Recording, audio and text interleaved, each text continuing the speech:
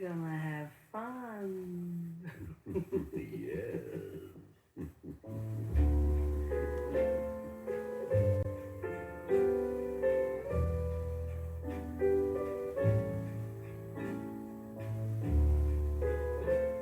It's a cozy table, isn't it? And champagne, my dear.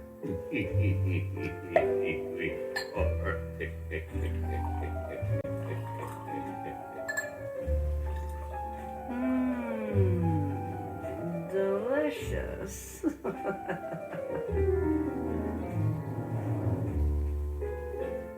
You like it?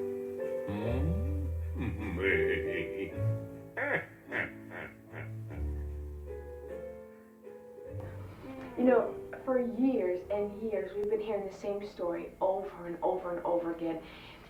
Let me fill you in. It's about John Jordan, and it was years ago when he was working at the Dinan Memorial Center, which is a home for very ill people and older, kind of a lesson home. John used to work at Dinan Center. It's I think a city-run or a state-run home for the elderly. John DiBartolomeo worked with his friend Michelle Canoni at the Dinan Center, which is a sort of a city-run elderly home in the east end of Bridgeport. John was working for this old folks home. He was doing a job. He was like a waiter somewhere, and he was in a hotel room. You know what I mean? He's a hotel room, so he's going to room service. You know. The center was like 1975 or something, and he was working as an intern slash nurse's aide kind of thing. And one day he's getting in the elevator and he's pushing a tray of one of those hospital trays with all the different food carts. Tray of food that he was going to be delivering to one of the patients. On the tray was the dinner of corn and salad and pork chops. And the guy who was going to eat the food had a really hard time swallowing, so he had some extra pork juice on He had like these trays of food that he was taking to people. I guess obviously they had pork that day because there was pork gravy. And one day he was walking down the hallway, proceeded to go into the elevator, and in the elevator also was a large sort of Hispanic mulatto type Latino. The other intern who's there was this like big dark skinned person named Chico or something like that. Big, huge Jamaican man. And the Spanish guy who doesn't speak any English comes in.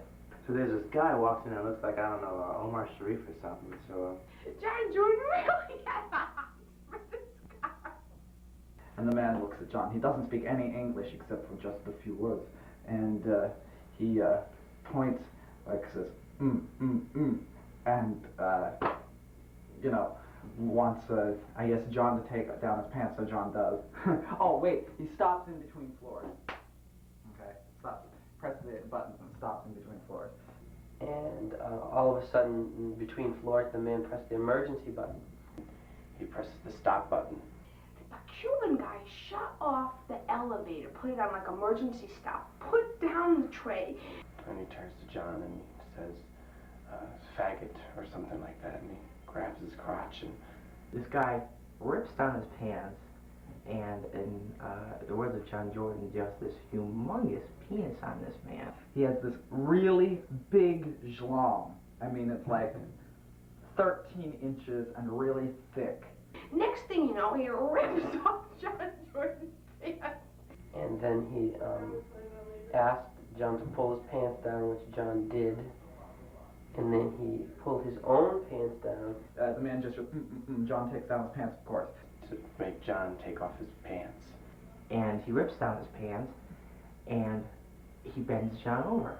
He hits my friend, he like knocks him over, pulls down his pants, and, well, he like, puts pork gravy on his thing, you know, his thing, you know what I mean, his thing. Meanwhile, he's kind of bent over. He reaches into the tray, picks up a handful of pork gravy, spears it out of his dick on John's ass. He lubed his penis with the pork gravy, and put a little bit on John's ass so that it would go in. Takes his hand and he dips it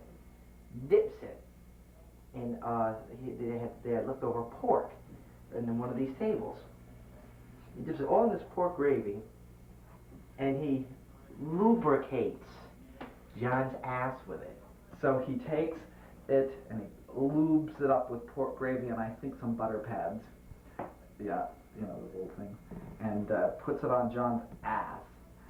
Flips him over and starts to fuck him.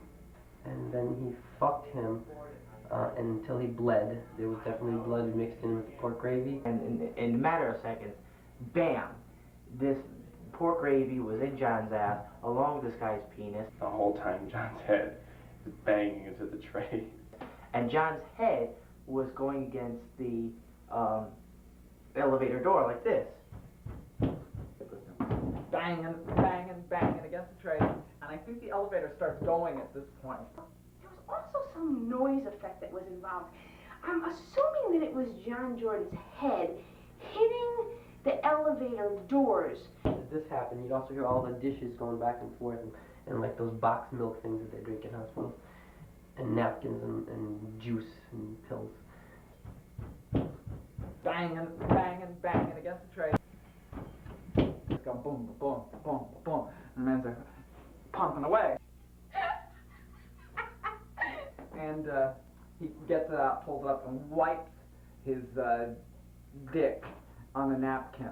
When he was done, he pulled his pants back up, and John pulled his pants back up, getting gravy on these white orderly pants. And he pulled it out and they finished what they were doing and this guy who never spoken English left John alone. Rumors, you know those rumors. Anyway, that's it. Obviously the guy never got his meal with the extra juice, but John Jordan had a hell of a good time. Awful. I still like gravy though. John sat down on the floor, burning, his ass burning for days, he said afterwards. And he turns to John and he says, "No good." No good. And then the doors open and the guy goes out with the trays and John goes and meets Michelle and they go out and eat fish and chips after. But, well, of all the nerve, no good. And that's pork gravy. So finally, he gets done, takes his dick out and says, "No good," and leaves John there in a heap on the floor. To this day, the pork gravy story still stirs deep emotions for John.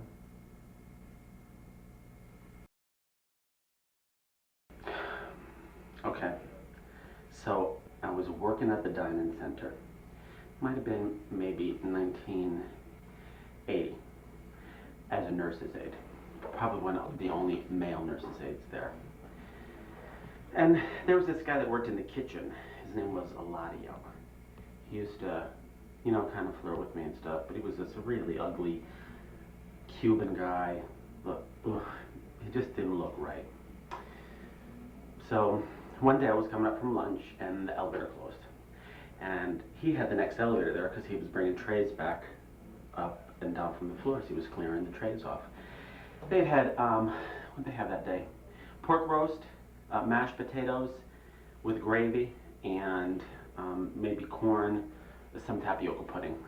I can't remember. He said, "Come on, I'll bring you back up," but you know, like he didn't speak very much English, so he just kind of like motioned, and I understood what he meant. So I got in, and I was floating that day. I had gone up to the 5th floor. So we get up between the 4th and the 5th floor, and he stops the elevator with the key. And I turned around and looked at him, and he kind of made these motions, you know, like he was gonna. I'm not sure what he was gonna do. I thought maybe he's gonna give me a blowjob or something. I don't know. So, me, trusting soul that I am, I undid my pants and he yanked them down. And then the next thing I knew, he like forced me down to the floor on my knees and then like, you know, pushed me all the way down. And so I'm on my back and now I went to scream and he put his arm around my throat to try and stop me from screaming. And the more I struggled, the worse the hold got on my throat. And let's see what happened then. He reached around, like pushed one of the trays aside, picked up some of the pork gravy, put it on his dick, and then he proceeded to fuck me there in the elevator. And when he was done, which took about, I don't know, 2 or 3 minutes, he pulled out, stood up, looked at me and said, "No good." And then I pulled my pants back up, and he dropped me back off on the floor. And of course, I couldn't tell anybody because they would have just thought that I asked for it. So, that's the pork gravy story. To prove their versatility, the Ink Spots delve into the realm of the finer in their own dinner music. Comes now Pork Chops and Gravy. Home cooking in the bag. Pork chops and gravy. Pork chops and gravy. Pork chops and gravy. I want a pork chop Charlie with some cornbread. Pork chops and gravy. Pork chops and gravy. Pork chops and gravy. I want a pork chop Charlie with some cornbread. Fried chicken and lima beans, baby, that will do. But if you get a pork chop Charlie, you'll be in the groove. Yeah, pork chops and gravy. Pork chops and gravy. Pork chops and gravy. I want a pork chop Charlie with some cornbread. Fried chicken in the bag. Corn on the cob in the bag. Black-eyed peas in the bag. I'm on the flatfoot mama with the frying pan. Cabbage and green in the bag. Chicken fricassee in the bag. Salmon seed in the bag. I'm on the big fat mama with the belt in the bag. Ready, baba doodle little baby doodle boy. Rip it, boy. Candy yam in the bag. Fried ham. Good old blackberry jam in the bag. I'm on the flatfoot mama with some cornbread. Do da do da do da da do da do da do da da do da do da do da da do da do da do da do da do da do da do da da do da do da do da da do da do da do da da do da do da do da do da. Take it, boy. Da do do boy. Yeah. Oh, baby, do me your home cooking. Sajo be do be. Get out the bazoo say. Da da da da. Take it. Da da da da. Push for it. Da da da da. I want a pork chop Charlie with some cornbread. Okay,